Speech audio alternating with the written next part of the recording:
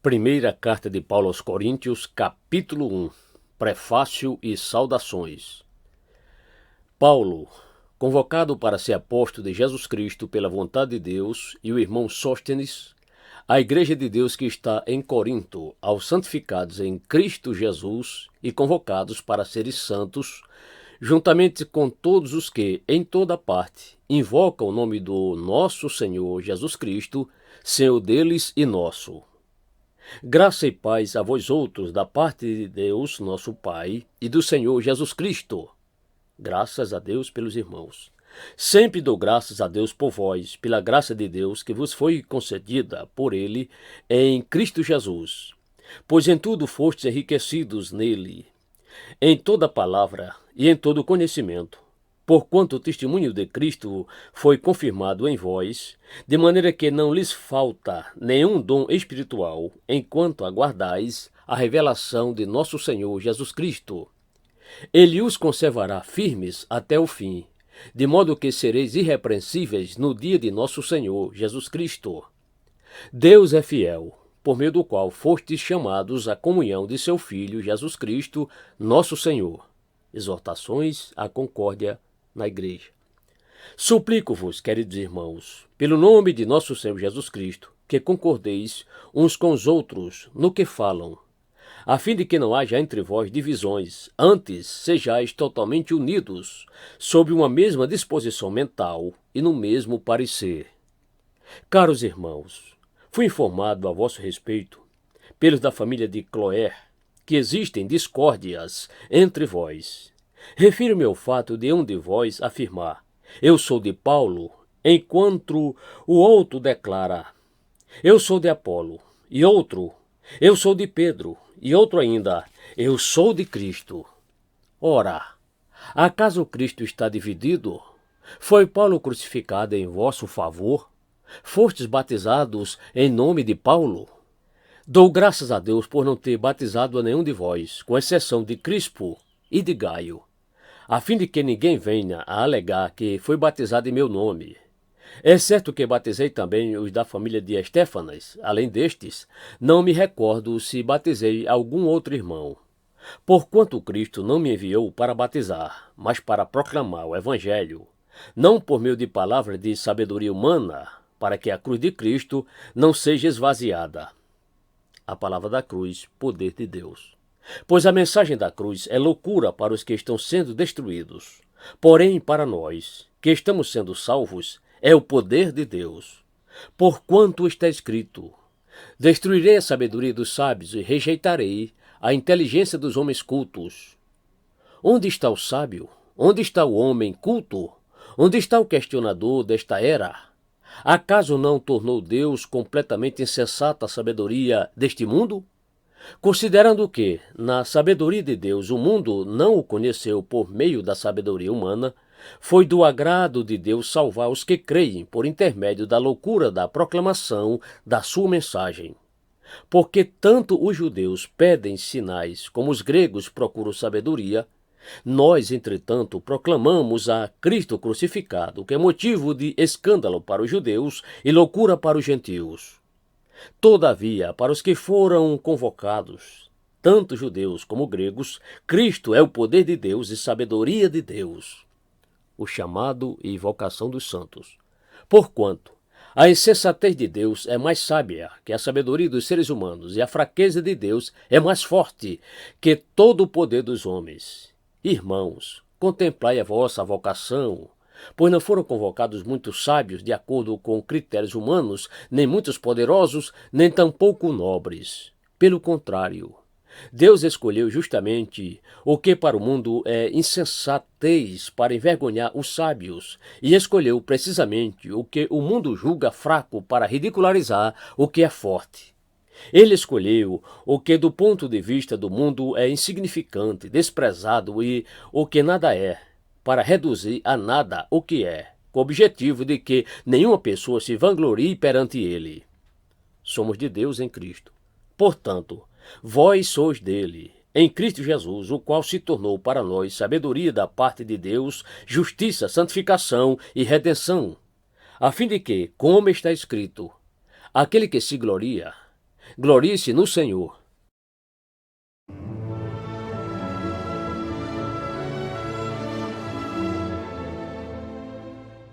1 Coríntios capítulo 2. Pregação no poder do Espírito. Eu mesmo, irmãos, quando me dirigi até vós, não fui apenas com um discurso eloquente, nem ostentando sabedoria para vos anunciar o testemunho de Deus. Porquanto decidi nada saber entre vós, a não ser Jesus Cristo e este crucificado. E foi sob fraqueza, temor e grande tremor que estive entre vós. Minha mensagem, minha proclamação não se formaram de palavras persuasivas de conhecimento, mas constituíram-se em demonstração do poder do Espírito, para que a vossa fé não se fundamente em sabedoria humana, mas no poder de Deus, a sabedoria que vem do Espírito. Contudo, falamos de sabedoria entre aqueles que já têm maturidade. Não me refiro, entretanto, à sabedoria desta era ou dos poderosos deste século, que estão sendo reduzidos a nada. Ao contrário, falamos da sabedoria de Deus, do mistério que estava oculto, o qual Deus preordenou antes da origem das eras, para a nossa glória. Nenhum dos governantes desta era compreendeu essa sabedoria, pois se a tivesse entendido, não teriam crucificado o Senhor da glória. No entanto, como está escrito: olho algum jamais viu, ouvido algum nunca ouviu, e mente nenhum imaginou o que Deus predispôs para aqueles que o amam. Deus, todavia, o revelou a nós por intermédio do Espírito. Porquanto o Espírito a tudo investiga, até mesmo as profundezas de Deus. Pois quem conhece os pensamentos do ser humano, a não ser o Espírito do homem que nele reside?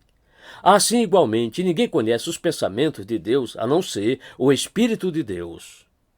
Nós, entretanto, não recebemos o Espírito do mundo, mas sim o Espírito que vem de Deus, a fim de que possamos compreender o que por Deus nos foi outorgado gratuitamente.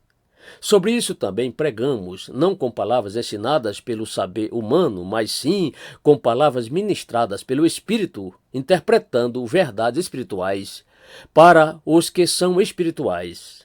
As pessoas que não têm o Espírito não aceitam as verdades que vêm do Espírito de Deus, pois lhes parecem absurdas e não são capazes de compreendê-las, porquanto elas são discernidas espiritualmente.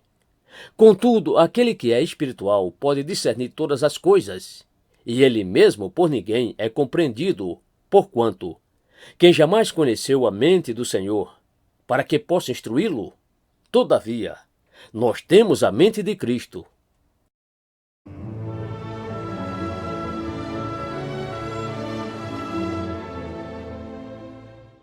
Primeiras Coríntios capítulo 3. O crente infantil e as dissensões. Irmãos, não vos pude falar como a pessoas espirituais, mas como a pessoas carnais, como a crianças em Cristo. O que vos dei para beber foi leite e não alimento sólido, pois não podíeis recebê-lo, nem ainda agora podeis, porque ainda sois carnais, visto que campeia entre vós todo tipo de inveja e discórdias. Por acaso não estáis sendo carnais, vivendo de acordo com os padrões exclusivamente mundanos? Pois, quando alguém alega, eu sou de Paulo, e outro, eu sou de Apolo, não estáis agindo absolutamente segundo os padrões dos homens? Quem é, portanto, Apolo? E quem é Paulo? Servos, por intermédio dos quais viestes a crer. E isto conforme o ministério que o Senhor concedeu a cada um. Eu plantei, Apolo regou, mas foi Deus quem deu o crescimento. De forma que nem o que planta, nem o que rega são de alguma importância, mas unicamente Deus que realiza o crescimento. O que planta e o que rega ministram de acordo com um propósito, e cada um será premiado segundo o seu próprio trabalho. Porquanto nós somos colaboradores de Deus. Vós sois a lavoura de Deus e edifício de Deus. O dever dos ministros de Cristo. Segundo a graça de Deus, que me foi outorgada, eu, como prudente construtor, lancei o alicerce e outro está edificando sobre ele. Entretanto, reflita bem cada um como constrói, porque ninguém pode colocar outro fundamento além do que está posto, o qual é Jesus Cristo.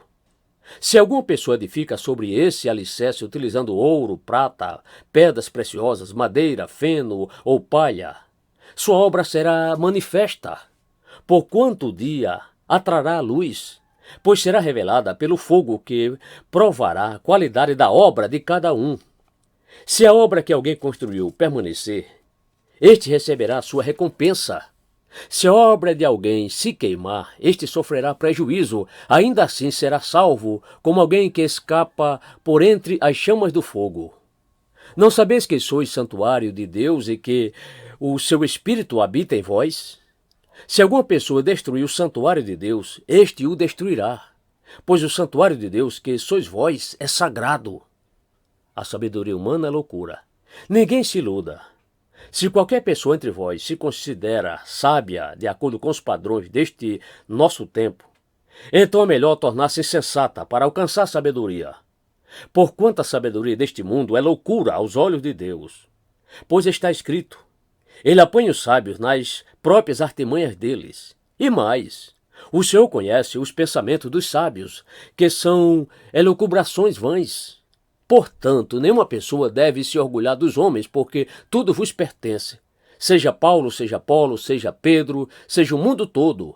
A vida, a morte, assim como o presente ou o futuro. Tudo o que existe é vosso. E vós sois de Cristo, e Cristo de Deus.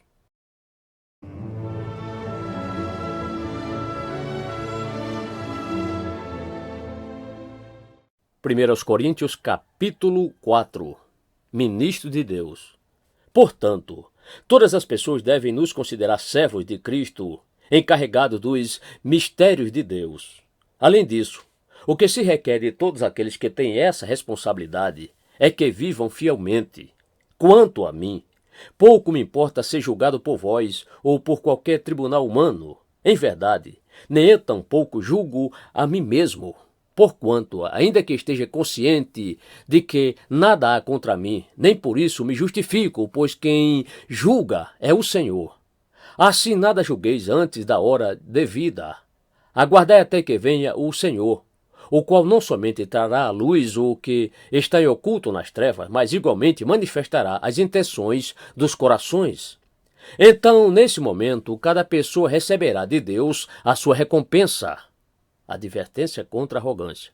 Irmãos, apliquei essas verdades a mim e a Apolo por amor de vós, para que por nosso intermédio aprendais a não ir além do que está escrito, de maneira que nenhum de vós se encha de orgulho a favor de um contra o outro. Pois, quem é que te faz destacado em relação aos demais? E o que tens que não tenhas recebido? E se o recebeste, então qual o motivo do teu orgulho, como se não o tiveras ganho? Já tendes tudo o que desejais, já estáis ricos, conseguistes vos tornar reis, e isso sem nós. Quisera muito eu que verdadeiramente reinasseis, para que também nós reinássemos convosco. Porquanto a mim parece que Deus nos colocou a nós, os apóstolos, em último lugar, como condenados à morte. Pois viemos a ser como um espetáculo para o mundo, tanto diante de anjos como dos seres humanos. Nós somos loucos por causa de Cristo, todavia vós sois os sábios em Cristo. Nós somos os fracos por causa de Cristo, mas vós sois fortes. Vós sois respeitados, contudo nós somos desprezados. Até hoje. Estamos passando fome, sede, necessidade de roupas, somos afrontados e esbofeteados e não temos morada certa. Nos afadigamos de trabalhar arduamente com as próprias mãos. Quando somos ofendidos, abençoamos. Quando perseguidos, não revidamos. Quando caluniados, respondemos fraternalmente. Até esse momento, somos considerados a escória da humanidade, o lixo do mundo. A demonstração de paz espiritual. Não vos escrevo dessa forma com a intenção de vos envergonhar, mas para vos advertir, como a meus filhos amados. Pois ainda que venhais a ter 10.000 tutores em Cristo, não terias, entretanto, muitos pais. Porquanto em Cristo Jesus eu mesmo os gerei por intermédio do Evangelho. Sendo assim, suplico-vos que sejam meus imitadores. Por esse motivo, vos estou enviando Timóteo, meu filho amado e fiel no Senhor, o qual vos trará a lembrança, o modo como vivo em Cristo Jesus, em conformidade com o que eu ensino por toda parte, em todas as igrejas. Alguns de vós se tornaram arrogantes, como se eu não fosse mais visitar-vos. Contudo, em breve irei visitar-vos, se o Senhor permitir. Então saberei não apenas o que estão falando esses soberbos, mas que poder eles realmente têm. Porque o reino de Deus não consiste de palavras, mas de poder. O que preferis? Devo ir visitar-vos com a vara da disciplina ou com amor e espírito de mansidão?